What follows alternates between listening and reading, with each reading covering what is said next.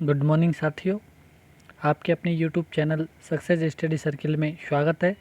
आज हम चर्चा करेंगे 2 अगस्त की प्रमुख करंट अफेयर्स के बारे में। तो चलते हैं हम। आज का हमारा पहला प्रश्न है, बोर्ड ऑफ कंट्रोलर की स्थापना किस एक्ट के तहत की गई? 1773, 1784, 1813, 1833।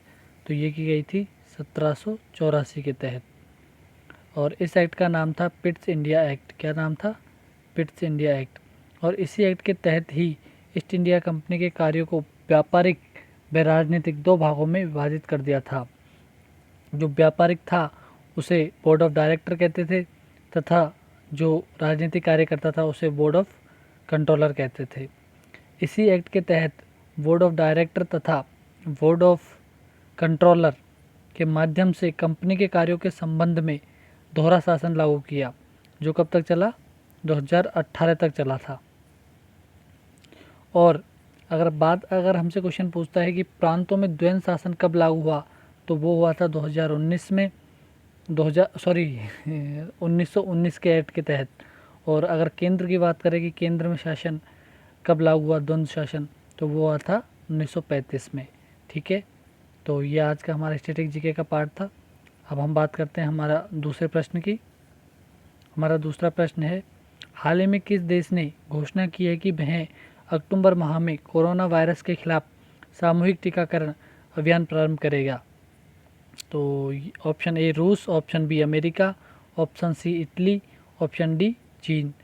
तो ये की है रूस के जो वहाँ के चिकित्सा विभाग के मंत्री हैं, उनका नाम है मिखाइल मुराशेको।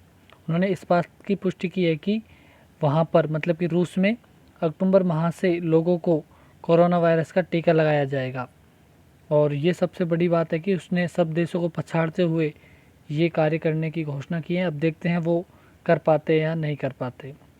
चलो हम आगे बढ़ते हैं। हमारा अगला प्रश्न है, हाल ही में 4 राज्य वन नेशन व वन राशन कार्ड स्कीम से जुड़े हैं, इनमें से कौन सा शामिल नहीं है?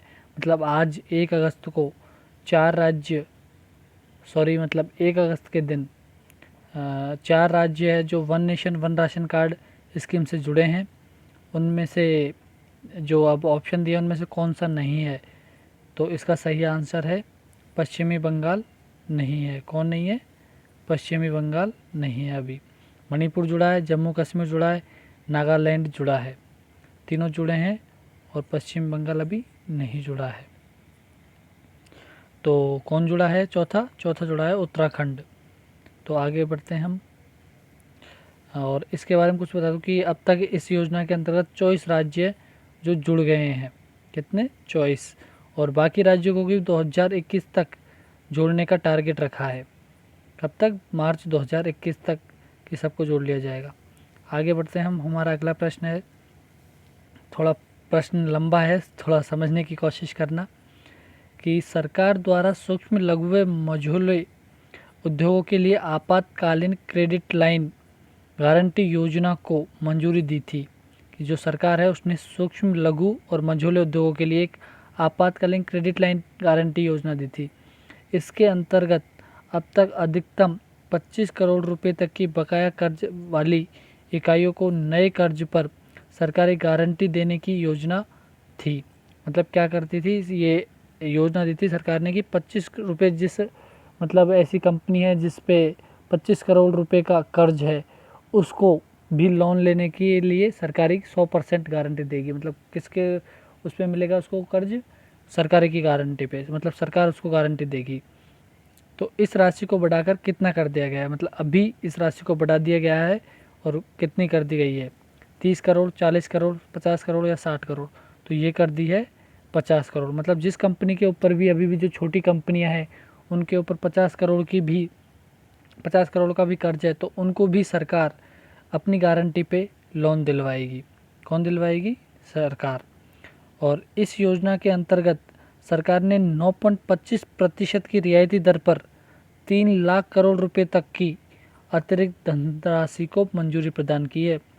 और इस योजना का मेन उद्देश्य अगर हम देखें तो इसका उद्देश्य है कि जो अभी कोरोना वायरस के कारण सारी कंपनियां बंद रही थी, तो सारी कंपनियां घाटे में जा रही थी, तो उनको उनमें जो काम कर रहे थे मज़दूर वगैरह, उनकी नौकरी बच जाए, मतलब उनको जो कंपनियां निकाले नहीं, इसके लिए गवर्नमेंट ने ये स्कीम निकाली थी।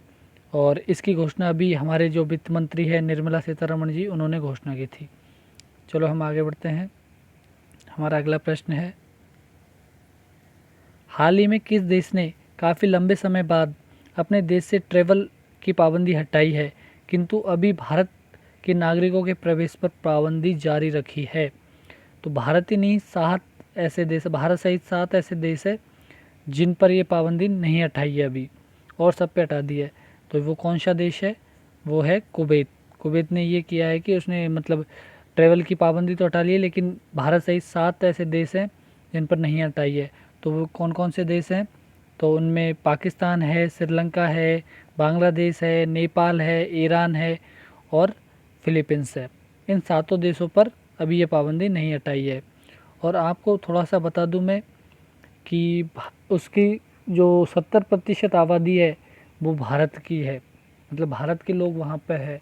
और उसने कोरोना महामारी को देखते हुए उसने यह निर्णय लिया था कि 30% हम आबादी कम करेंगे। तो ये भारत के लिए थोड़ा चिंता का विषय है।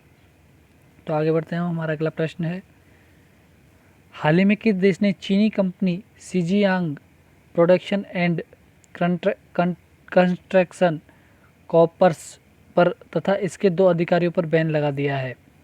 तो वो कहाँ की कंपनी है? चीनी कंपनी है, उस पर किसने बैन लगाया? तो वो लगाया है अमेरिका ने। और आपको पता है अमेरिका और चीन में दिनों दिन तनाव बढ़ता जा रहा है एक दूसरे पर। और अब एक और अमेरिका ने एक और एक्शन लिया है, उन्होंने चीनी की जो कंपनी है उस पर और उसके 2 अधिकारियों पर बैन लगा दिया है कि वो बिल्कुल भी अमेरिका की जो अर्थव्यवस्था है और जो कारोबार है उसमें बिल्कुल भी हिस्सा नहीं ले सकते। तो हम आगे बढ़ते हैं। हमारा अगला प्रश्न है, स्मार्ट इंडिया हैकेथॉन का पहला एडिशन कब हुआ था? बताओ कब हुआ था? 2017, 2018, 2019, 2020। और इस पहले एडिशन में मैं आपको बता दूं 42,000 स्टूडेंट्स ने भाग लिया था। कितने ने? 42 ने। और अभी हो रहा है जो चौथा हो रहा है। कौन सा? चौथा। तो पहला एडिशन हुआ था 2017 में। कब? 2017 में हुआ था पहला एडिशन, जिसमें 42,000 स्टूडेंटों ने भाग लिया था। और ये इसकी कल हमारे प्रधानमंत्री जी ने कॉन्फ्रेंसिंग के द्वारा चर्चा भी की थी। और उन्होंने कहा था कि भारत के स्टूडेंट हैं उनको मतलब नौकरी पर ध्यान ना देते हुए कि ये सोचना चाहिए कि हम नौकरी देंगे दूसरों को, इस सोच पर कार्य करना चाहिए। उनको मतलब नए नए डेवलपमेंट कार्य करने के लिए प्रोत्साहन करने के लिए उनको मोदी जी ने ये आह्वान किया है, जिससे कि हमारे देश के स्टूडेंट है बेरोजगार ना हो सके। तो आगे बढ़ते हैं। हमारा अगला प्रश्न है, हाल ही में अमर सिंह का निधन हो गया है, वे कौन थे? राजनेता थे, उद्योगपति थे, कलाकार थे, लेखक थे? तो वो कौन थे? राजनेता थे। और वैसे उनकी बात बता दूँ, वो वैसे प्रारंभ में उद्योगपति थे, उद्योगपति से वो राजनेता बन गए थे। तो अमर सिंह है वो। और अमर सिंह राज्यसभा सांसद भी रह चुके हैं। तो आगे बढ़ते हैं। हमारा अगला प्रश्न है, आईपीएल का 13वां संस्करण कहाँ पर होने की उम्मीद है? भारत में, दक्षिण अफ्रीका में, संयुक्त अरब अमीरात में या कहीं नहीं? तो इसका सही आंसर होगा संयुक्त अरब अमीरात, मतलब यूएई में होगा। और अभी मतलब जो बीसीसीआई है उसने कहा है कि यूएई पे डिपेंड है कि वो दर्शकों को बुलाता है मैदान में या नहीं बुलाता, ये उसके ऊपर छोड़ दिया है बीसीसीआई ने। बीसीसीआई की तरफ से कोई पाबंदी नहीं है कि वो दर्शकों को बुलाए या नहीं बुलाए। तो आगे बढ़ते हैं। हमारा अगला प्रश्न है, हाँ मैंने आपसे बात की थी कि मैं कल से एक साइंस का भी क्वेश्चन लेके आऊँगा, जिससे कि आपका स्टैटिक जीके का भी पार्ट साथ साथ चलता रहे और साइंस का भी एक क्वेश्चन। तो हम ऐसे ही एक क्वेश्चन स्टैटिक जीके का और एक साइंस का लेके चलेंगे। तो साइंस में मैंने स्टार्ट किया है मतलब जीव विज्ञान से।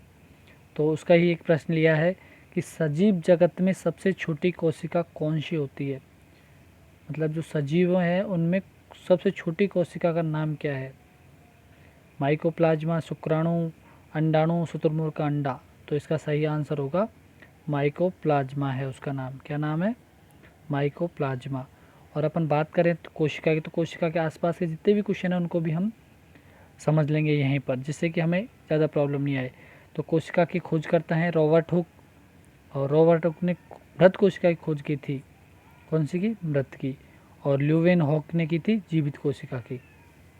और कोशिका सिद्धांत किसने दिया था? तो प्राणी शास्त्र का तो दिया था श्वान ने, और वनस्पति शास्त्र का दिया था स्लीडन ने। और आपको बता दूं कि जीवों की बात करें तो अपन जीवों की दो प्रकार की कोशिका पाई जाती है जीवों में, एक तो प्राकेरियोटिक और एक यूकेरियोटिक। और तो ध्यान रखना ये सब चीज़ें। तो दोस्तों आज के लिए इतना ही, धन्यवाद। अगर आपको ये वीडियो पसंद आई हो तो प्लीज़ लाइक और सब्सक्राइब ज़रूर करना। और अगर आपको किसी प्रकार की कोई समस्या या फिर कोई सुझाव देना है तो प्लीज़ कमेंट में ज़रूर लिखें, मैं आपके अनुरूप वो करने की कोशिश करूँगा। धन्यवाद।